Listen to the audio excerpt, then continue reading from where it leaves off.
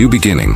Rondu said goodbye to Tommy and walked down the mountain, his heart heavy with nostalgia and concerns about the journey ahead. The familiar paths and the whispers of the wind through the trees seemed to bid him farewell as he descended. Memories of his childhood flashed before him, interspersed with thoughts of the uncertain future. His departure from the mountain was not just a physical journey, but an emotional one, laden with the weight of past joys and future responsibilities. Return to the homeland. Upon reaching his hometown, Rondu hurried to visit his family. His return was greeted with warmth and joy, but the urgency of his mission left little room for prolonged reunions. He hastily said goodbye to Durika and his two siblings, imparting necessary instructions before he set off again. Durika, his mother, tried to mask her worry with a smile, while his younger siblings clung to him, reluctant to let go. Rondu assured them of his return and reminded them to be vigilant and take care of each other. With a final embrace, he left, determined to find Ren as per Tommy's instructions.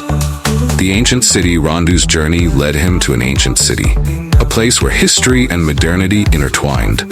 The city's cobblestone streets and towering structures told tales of a bygone era. As he navigated through the bustling market, the scents of exotic spices and the vibrant colors of the merchant stalls filled his senses. Eventually, he came upon a roadside restaurant renowned for its local specialties. The tantalizing aroma of grilled meats and simmering broths beckoned him inside. An unforeseen encounter. As Rondu entered the restaurant, the fragrant scent of the dishes immediately made him feel hungry. The place was a hub of activity, with patrons engrossed in animated conversations and the clatter of cutlery against plates creating a symphony of its own. Just as he was about to take a seat, a gorgeous girl walked into the restaurant. Her presence commanded attention, and Rondu felt his heart stop for a moment. Her name was Flora, the daughter of the leader of the mighty gorilla gang. Flora's beauty was mesmerizing. Her eyes, as bright as the full moon, captivated Rondu, and her succulent lips seemed to contain the vastness of the ocean. In that instant, he longed to immerse himself in those eyes and feel the sweetness of her lips. Flora exuded a unique blend of gentleness and sophistication that set her apart from anyone Rondu had ever encountered. A silent connection. As if sensing Rondu's gaze, Flora turned around and immediately noticed the extremely handsome young man. Rondu, nearly 20 years old, and at the ripe age for a first love, felt a warm, strange sensation spread through his body as their eyes met. Flora's heart began to beat wildly, and she too was overwhelmed by a feeling of unexpected warmth.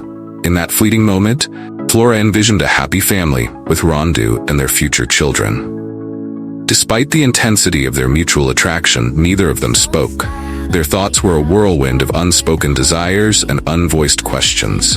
The restaurant seemed to fade away, leaving just the two of them in a silent, shared moment of connection. A sudden departure.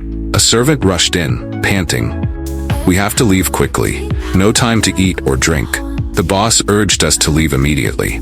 "Hurry up, miss," he said urgently. Flora's eyes widened with regret as she realized she had to leave without even learning Rondu's name. She was torn between her sense of duty and her desire to know more about the young man who had so captivated her. As she left, her thoughts were a chaotic mix of longing and propriety. "I didn't have time to ask that boy's name, but I'm a prestigious lady. How can I ask his name first? But I want to know his name. I shouldn't do that, but..." Her mind continued to wrestle with itself as she disappeared into the mist. Lingering thoughts. Rondu sat blankly, like a lost soul, watching Flora's figure fade away. He was frustrated with himself for not asking her name or where she lived. His body felt hot, and an unfamiliar sensation coursed through him. This was his first love, and it left him unable to focus on eating. His thoughts were consumed by her. Why is there such a beautiful girl in this world? A tale of pure emotions. The love between Rondu and Flora was not merely a connection between two people, but an intersection of two souls. Their meeting was the blending of the most sincere and pure emotions, a love song that would forever be kept in their hearts and memories. Their first love, like a sweet melody, would become the most beautiful story of their lives. The road ahead. Rondu's journey continued with a newfound sense of purpose. Although he had a mission to complete, the memory of Flora lingered in his mind, giving him a sense of hope and inspiration. He traveled through various landscapes, each step bringing him closer to his destination and further from the life he once knew. Challenges and reflections. As he trekked through dense forests and crossed turbulent rivers, Rondu's thoughts often wandered back to Flora. He wondered about her life, her dreams, and whether their paths would cross again. His journey was fraught with challenges, but the memory of her eyes and the warmth of her presence gave him strength. The Forge of Destiny. It was dark when Rondu arrived at a small city beside a river sparkling with the last light of the sunset. The tranquil scene painted a picturesque view, with ancient stone-paved streets and houses adorned with red-brown tiled roofs, adding to the peacefulness of the place. The air was cool and carried the scent of the river, a refreshing change from the rugged paths Rondu had traveled. He was not tired but determined, his goal clear in his mind. Seeking directions. Rondu stopped in front of a small roadside stall, a quaint structure with an awning that shaded a few wooden tables. The smell of freshly baked bread wafted through the air, mingling with the soft chatter of locals. He approached a resident, an old man with white hair and sharp but warm eyes, and asked about the whereabouts of Ren, the famous blacksmith he was looking for. "Go straight along this road, then turn right at the fork with the big oak tree. Ren's house is at the end of that road. The house has a black tile roof and old stone walls," the old man instructed, his voice steady and kind. Rondu thanked the old man, then followed the instructions. The city was calm and serene, with only the occasional murmur of voices and the distant sound of the river flowing. The old man's directions were clear, and soon Rondu found himself standing in front of an old house. Moss-stained stone walls and a black-tiled roof that had faded over the years indicated the passage of time. The house exuded a sense of history and strength, much like the man he sought. Meeting Ren's apprentice, Rondu took a deep breath, regained his composure, and knocked on the door. The door creaked open, and a young man with alert eyes and loose brown hair looked at Rondu with curiosity. "Is this Ren's house?" Rondu asked, his voice filled with hope. "Yes. What are you looking for him for?" replied the young man, his tone cautious but not unfriendly. "I want him to make me a sword," Rondu replied. The young man looked at Rondu from head to toe, assessing him. After a moment, he said, "Come back here in 3 days. He's gone." Rondu was disappointed but tried to stay calm, silently saying, "It's okay. I can wait 3 days for him." 3 days of anticipation. The next 3 days were filled with a mixture of anticipation and anxiety for Rondu. He explored the small city, trying to distract himself from the looming uncertainty of his mission. He spent his time walking along the river, admiring the serene beauty of the sunset reflecting off the water, and visiting the local market, where he observed the simple yet vibrant life of the townsfolk. Despite his attempts to distract himself, thoughts of Ren and the sword he needed constantly occupied his mind. He knew that the blacksmith's reputation was legendary, and the stories of Ren's unmatched skill only added to his resolve. Each day, as the sun set and the sky turned to shades of purple and orange, Rondu's hope grew stronger. Ren's return. On the third day, Rondu stood in front of the old house, waiting with anticipation. As the sun dipped below the horizon, casting long shadows across the stone-paved streets, he saw a figure approaching. Ren, the famous blacksmith, was a man of strong build with calloused hands and tired but determined eyes. His presence exuded an aura of resilience and wisdom hard-earned through years of toil. "Hello, Ren. I'm Rondu. Nice to meet you," Rondu said, stepping forward with a mix of excitement and respect. Ren turned back to look at Rondu, his eyes studying Rondu carefully. "What are you doing here?" he asked, his voice gruff but not unkind. "I want you to forge a sword for me," Rondu answered honestly. Ren stared at Rondu, then said, "Every day dozens of people come to ask me to forge weapons for them. Do you think I have enough strength to forge weapons for them? Go away." Rondu's face turned red with anger, but he was able to control his emotions and said, "I am Tommy's disciple. Tommy once cured you. Don't you remember?" In fact, Tommy once cured Ren. Ren had worked as a blacksmith for many years, and often inhaled metal dust and smoke from the forging process, which caused him severe respiratory problems such as bronchitis, bronchial, and lung congestion. Long-term exposure to some metals led to metal poisoning, causing damage to his nervous system, kidneys, and other organs. Tammy diligently treated him, and Tammy was able to temporarily save his life. A debt remembered. Ren stopped walking, his eyes thoughtful, then he turned back. Tammy, I remember him now. I owe him a lot. Rondu was happy to hear that Ren might be able to forge a sword for him. So you're willing to make a sword for me, right? He asked eagerly. Ren replied, Not yet. Although I am indebted to Tommy, you are only Tommy's disciple. You must follow my rule. Do you know what my rule is? Rondu was surprised and couldn't say anything. Ren continued, 1 human life, 1 weapon. Can you do it? The challenge Rondu already knew Ren's rules, but he didn't know how to respond. He remained silent, his mind racing with thoughts and emotions. Ren walked away, leaving behind Rondu's disappointment. That night, Rondu stood silently in front of the old house, filled with concern but determined not to give up hope. He decided to wait and prove to Ren his perseverance and steadfastness. The last forge Rondu stood in front of Ren's house, his eyes sparkling but shining with patience. He told himself, I have to wait patiently. Opportunity will come to me. Definitely. I cannot return with empty hands. The arrival of hyenas. Suddenly, Rondu heard the roar of 2 motorbikes in the distance. As the motorbikes approached and stopped in front of Ren's house, 4 aggressive and brutal-looking hyenas got out. Their presence was menacing, and their eyes gleamed with malevolence. They knocked strongly on Ren's door, and the door echoed menacing growls. Ren walked out, his eyes tired but still calm.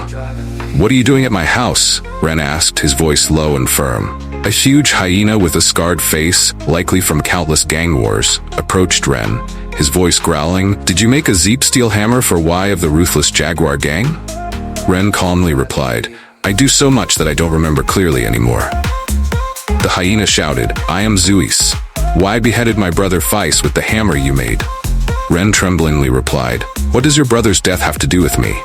Zeus roared, You are jointly responsible for my brother's death. After speaking, he pulled out his gun and pointed it straight at Ren's head. But Ren became calmer than ever.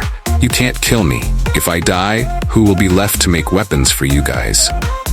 The battle begins. Ren was completely wrong. Hyenas rarely used weapons made by Ren, relying instead on guns to destroy their enemies. As Zeus was about to pull the trigger, his arm suddenly went numb, and the gun was kicked away by someone. Rondu rushed forward like a storm, surprised by his own speed. He deployed a shadow cloud kick and hit Zeus's arm. Zeus took a few painful steps back. The remaining 3 hyenas pulled out their guns. But Rondu quickly threw a fire dragon fist punch at the nearest hyena, then turned around and launched 2 shadow cloud kicks at the remaining 2 with terrifying speed. All the hyenas lost their weapons. Unwilling to lose, they deployed Snake Fist and attacked Rondu. The 2 hyenas near Rondu pointed their hands in the Snake Fist position straight at Rondu's chest. Rondu used Fire Dragon Fist to grab both of their hands, bend them back to one side, and then punched the right hyena straight in the chest. This one flew 3 meters away. The left one was no better, being hit in the chest by Rondu's punch and thrown in the direction of the right hyena. Rondu used his internal power to strike another punch. This internal power not only affected the left hyena, but also included the right hyena. They bled and died immediately. A surprising revelation. Everything happened so quickly that the 2 remaining hyenas were bewildered. They quickly got on a motorbike to escape. As an honest person, Rondu did not want to pursue them to the end. Rondu thought, That's strange. I was extremely surprised by my speed. It seemed like my feet didn't touch the ground. My internal power even hurt the second hyena. How is that possible? While pondering, Ren came next to Rondu, his voice tired but grateful. Thank you for saving me. I will break the rule I set. I will forge a sword for you. What martial arts do you practice? Rondu was overjoyed. I have started practicing Shadow Cloud Kick and Silver Moon Light. Ren mused. I know what kind of weapons these 2 martial arts need. I know Tommy's whereabouts. You go back. I will deliver the goods to where you live. Maybe I won't be a blacksmith anymore. I have to move house to another place. The hyenas won't forgive me. Rondu expressed concern. I'm sorry for involving you. The decision to leave Ren shook his head, a weary but resolute expression on his face. It's not your fault. The world needs blacksmiths, but it doesn't need me to be one anymore. I've done my part. From now on, this gang world would no longer have a great blacksmith. There would be no more Ren, the king of making all types of weapons. Ren's name would echo forever in this mixed world. The goods Ren delivered to Rondu would be the last weapons he created. Awakening of power. After returning from Ren's house, Rondu immediately sought out Master Tammy. His mind was a whirlwind of thoughts and emotions, and he needed guidance to understand the newfound abilities he had discovered. He found Tommy meditating under the ancient oak tree, the place where many of his lessons had begun. The meeting with Master Tommy. Tommy opened his eyes and smiled as Rondu approached, sensing the urgency and excitement in his disciple's demeanor. Rondu recounted everything in detail, his eyes sparkling with surprise and concern. When I fought with the group of hyenas to save Ren, I jumped towards them from afar at a very fast speed. But it seemed like my feet never touched the ground. I don't understand why, Rondu said, his voice filled with a mixture of wonder and confusion. Tammy listened intently, his deep eyes seeming to search Rondu's every word. After a moment of contemplation, he replied, "Perhaps when you saw Ren about to be killed by the hyenas, the blood snake venom increased the amount of adrenaline in your body and stimulated the cells to produce new ones. Combined with the internal power rising at that moment, when you ran, the internal power lifted your body high." Rondu nodded, absorbing his master's words. In addition, when I used my internal power to hit a hyena, this hyena flew away and collided with another hyena, and both died. Unveiling the mystery. Tammy looked at Rondu thoughtfully and said, "This is beyond my knowledge. This world always has miracles. Creativity is all around us. Perform for me to see." Rondu stepped in front of a large steel statue that stood in the training courtyard. He took a deep breath, mobilized his internal power, and unleashed a fire dragon fist. The powerful punch rang out like thunder, and immediately after, Rondu pressed against the statue with another burst of internal power. It seemed as though two fire dragon fist punches happened simultaneously, one from 5 feet away and one up close. The 1,000-kilogram statue toppled over, much to Tommy's surprise. A new martial art. Tommy's eyes widened with a mix of surprise and excitement. This is no longer Fire Dragon Fist, but something new. You accidentally created a new martial art of which you are the only master in this world. The internal power of the previous punch has been absorbed into the internal power of the second punch, making it stronger than the first. Rondu stood silently, his mood a blend of pride and responsibility. He thought to himself, even if I create a new martial art in the world, to honor my master's legacy, I will not name this martial art. Fire Dragon Fist is still Fire Dragon Fist. Gratitude and determination. He raised his head and looked at Tammy with deep gratitude, knowing that he had made a significant step forward on his martial arts path. "Thank you, Master," Rondu said, his voice filled with respect and determination. "I will continue to train and refine my abilities, always honoring the teachings you have imparted to me." Tammy nodded, his eyes filled with pride for his disciple. "Remember, Rondu, the path of a martial artist is one of constant growth and learning. You have discovered something extraordinary within yourself. Use it wisely and always strive for balance and harmony." The arrival of the ice sword. 2 months after returning from Ren's home, Rondu and Tommy waited in anticipation as Ren's disciple brought the promised goods. The morning was cool and crisp, the air filled with a sense of expectancy. As the package was carefully set down and unwrapped, Tammy and Rondu were both stunned by the splendid beauty of the sword inside. The splendid sword. The sword was about 1.2 meters long, with a blade approximately 4 centimeters wide. The morning sun cast bright rays upon the sword, making it sparkle brilliantly. Made from rare and durable Zeep steel, the sword possessed a shiny beauty, reminiscent of light reflecting off water. The blade was sharp and gleamed like a strip of silver silk. Every small detail on the blade was exquisitely forged, creating perfect and sharp lines. The sword's tail was a true work of art. An eagle was meticulously and exquisitely carved, its wings spread wide, its eyes gazing far away as if observing an entire frozen field. The eagle was not only a symbol of strength and courage, but also symbolized the ice storm sword, swordsmanship. The lines on the eagle were sharp and detailed down to each feather, showcasing the skillful and talented hands of the swordsmith. The hilt of the sword was wrapped in a layer of soft but sturdy leather, allowing the holder to grip it tightly and comfortably. Delicate patterns ran along the sword's body, blending with the shiny metal, creating a work that was both beautiful and powerful. Every time the sword was drawn from its sheath, a metallic sound rang out, reminiscent of the call of ice and snow, cold and powerful. Tommy's admiration. Tommy was completely fascinated by the sword. He picked it up, his eyes wide with admiration. "I have never seen a sword as beautiful as this one," he said, marveling at its craftsmanship. Remember, the swords created by Ren are extremely sharp. The miracle is that no matter how strong you are, you cannot break this sword. Additionally, it is said that the weapons forged by Ren carry with them the souls they have murdered. The users become extremely passionate and do not feel pity for the lives that fall before their weapons. They are so intoxicated by bloodlust that they forget they were once honest people. When you use this sword, you must control it. Don't let it control you. As soon as he finished speaking, Tommy pulled the sword out of its sheath, the blade flashing a sharp silver light. Immediately, he began to execute powerful and beautiful sword strokes. Tommy's swordsmanship was as fast as lightning and as strong as a storm. Each slash radiated an icy cold aura. His movements were smooth and graceful, as if the sword were an extension of his body. The dance of the sword. The first slash of the sword cut through the air, creating a small whistling sound like the wind blowing through a ravine.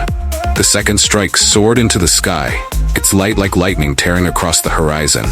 Every slash, every stab was powerful and precise, with no superfluous movements. Tommy spun around, his sword drawing perfect circles, creating a sparkling and mesmerizing dance performance. His spins, jumps, and jabs were like a battle dance, combining strength and grace. The final slash of the sword ended with a powerful downward strike, creating a cold wind, like a snowstorm that swept away everything in its path. Each of Tommy's sword strokes demonstrated superior virtuosity and technique, making Rondu unable to take his eyes off him. The sword was not only a sharp weapon, but also a living work of art in Tommy's hands, clearly demonstrating its sophistication and unparalleled power. The naming of the sword. Rondu was extremely excited by Tommy's performance. When the demonstration ended, Tommy looked at the sword with an excited expression and said, "I will name this sword the Ice Sword." Discovery and unveiling. The anticipation in the air was palpable as Tommy and Rondu approached the second package. Their initial discovery had already provided a fascinating glimpse into the mysterious cargo, but this next reveal promised something even more intriguing.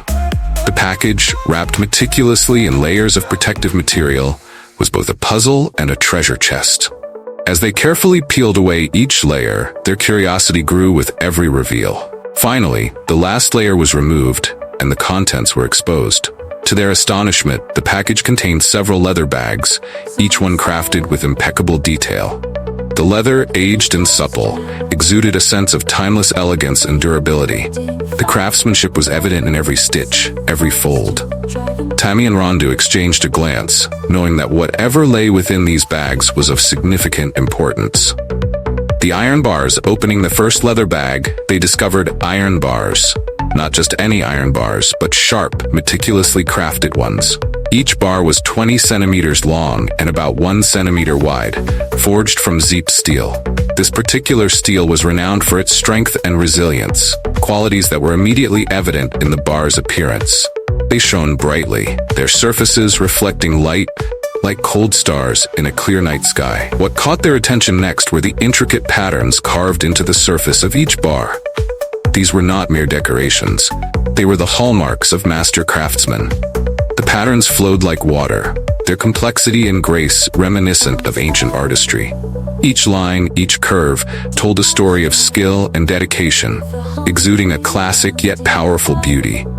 It was clear that these iron bars were not only functional, but also works of art. The leather case.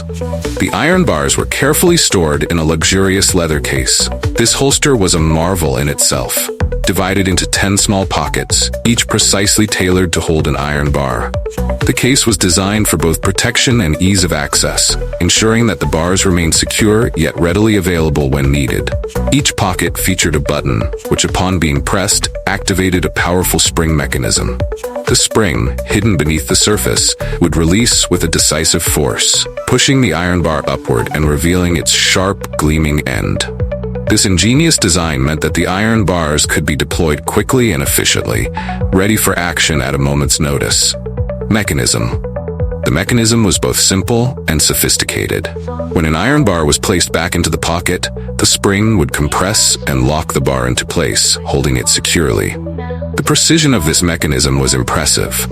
Each press of the button was like a gentle yet firm command, making the holster feel like a box containing miniature swords. These iron bars, with their razor-sharp edges and elegant design, seemed ready for secret and challenging missions, waiting only for the right moment to be unleashed.